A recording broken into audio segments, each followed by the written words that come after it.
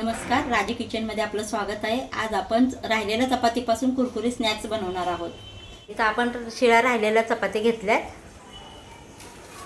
आता आपण त्याचे गोल राऊंड करूया।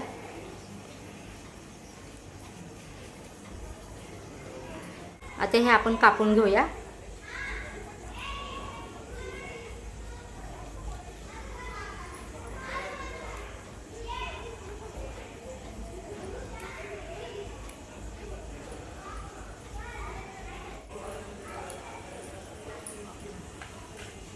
अशा प्रकारे बाकीचे कापून घेऊया।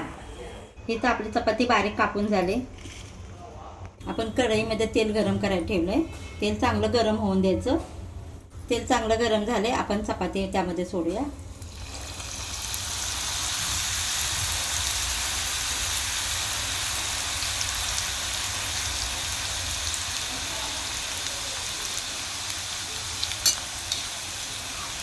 पलटी करून घ्यायची,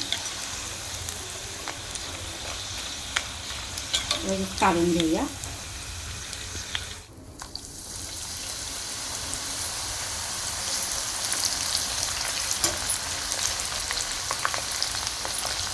फक्त थोडं फिरवून घ्यायचं।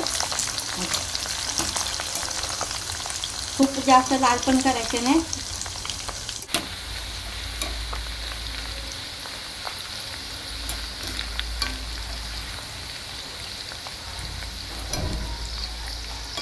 आता काढून घेऊया लगेच।